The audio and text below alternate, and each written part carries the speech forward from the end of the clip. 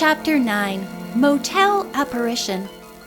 With a mighty leap, Nancy was across the room.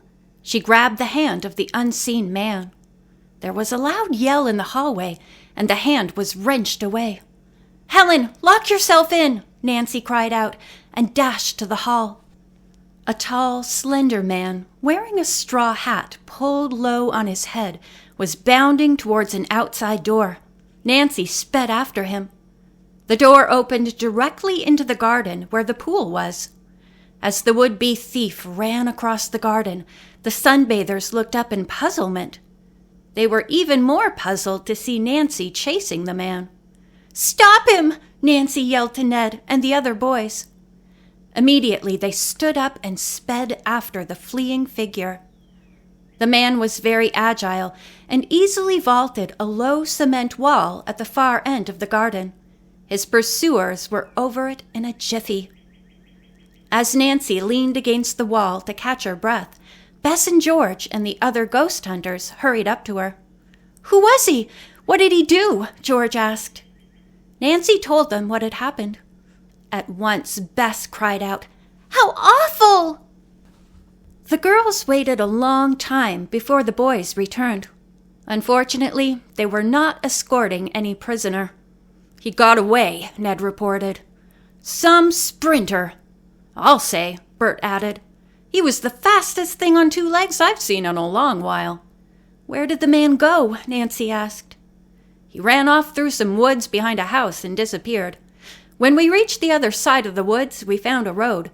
He probably went off in a car." Nancy asked whether the boys had had a good enough look at the man to identify him. The boys shook their heads, but Ned said, "I think I saw bushy hair sticking out from under his hat." "Prizer!" George exclaimed. Nancy told the boys about the attempted theft and said she had left Helen locked in. "I'd better get back," she said. As Nancy neared her door, she saw a man standing in the hall. He was somewhat heavy-set and was a stranger to her. From inside the room, she heard Helen call out, "I won't let you in until Nancy Drew comes back." "Well, she'd better hurry," the caller replied. "I'm a busy man." Nancy walked up to him and introduced herself. "And you are?" "Mr. Kittredge. Your father asked me to come here for a box of papers." "Yes, Mr. Kittredge. We've had a little trouble. That's why my friend won't let anyone into the room." Nancy called to Helen to unlock the door. When it was open, she introduced Helen and the lawyer. "You had some trouble?" he said, following Nancy into the room. "Then I assume you will want some identification from me." Nancy laughed. "You saved me the embarrassment of asking you." As Mr. Kittredge showed her his driver's license and a couple of credit cards, Nancy told him about the man who had tried to steal the box of papers. "He got away, but my friends and I think he's a man named Wilbur Prizer." Helen apologized to Mr. Kittredge for keeping him in the hall. "I don't blame you for being careful," he said, smiling. She turned to Nancy. "I found a small white shell. It must have fallen out of Madame Tarantella's box." The shell was the shape of a pyramid and was about 5 inches high. Mr. Kittredge took it and said, "This is very interesting. Its nickname is the fraud shell. The right name is Apparition scalare." The lawyer explained that the shell was a rather rare type found in deep water off the coast of China. Many years ago it was in great demand, but very difficult to find. Even at that time it sold for nearly $300. The Chinese saw a good way of making money. They figured out a way of imitating these shells in rice flour paste. "And did they get away with it?" Helen asked. "They did for a long time," Mr. Kittredge answered. But finally, a collector who had purchased one tried to wash the shell in water. Nancy smiled. "And it dissolved?" "Exactly.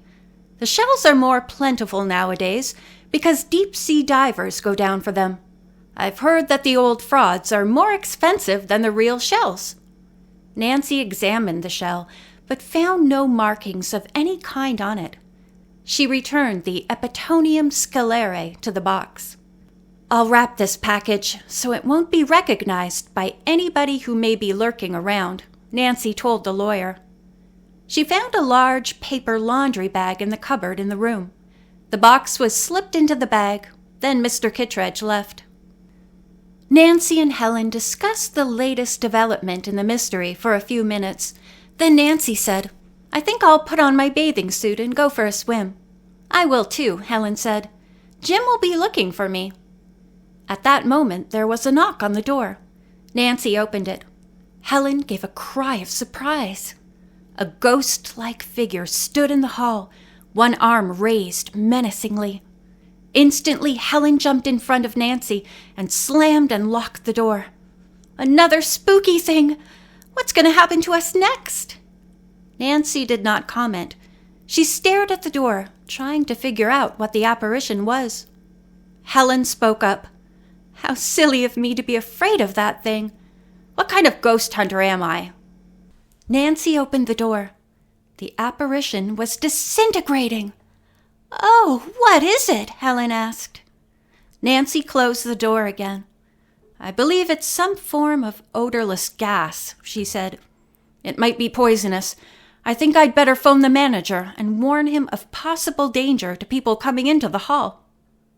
It took Nancy a few minutes to convince him this was not a hoax, and it would be in the best interest of everyone staying at the motel to keep all the guests out of the corridor until the air could clear thoroughly. "You've convinced me, Miss Drew," he said. "Of course, I still can't understand why anyone would do such a crazy thing or try to play such a mean joke on you. But I'll do as you suggest." Nancy got ready for her swim as she and Helen waited for the hall to clear. "I have a hunch," Nancy said, "that it was Wilbur Pryser who rigged the gas ghost. As you recall, he has considerable technical knowledge." "But Nancy," said Helen, "do you think Wilbur Pryser would dare come back here so soon after being chased away?" "I think he still wanted to get the box of letters. Of course, he couldn't know that Mr. Kittredge was coming and that he took the papers. Pryser probably had somebody who works with him rig up that phantom." Helen smiled. The ghost maker expected us to run away in fright, not slam the door in the apparition's face. Nancy nodded. Then he was going to come into the room and steal the box. Both girls giggled as they thought of how they had outwitted their enemy by remaining in the room. Nancy pointed out, however, that all of this did not explain why Pryser wanted to get the papers away from Madame Tarantella, or how he knew Nancy had them. "It's too much of a muddle for me," Helen remarked. She opened the door. "I don't see any trace of the apparition. I'll hold my breath and race to my room to put on my swimsuit." After she had gone, Nancy's telephone rang. "Hello," she said. A woman's deep voice said, "Is this Nancy Drew?" "Yes." "Nancy Drew," the caller went on, "I have an important message for you from the spirit world." End of chapter 9.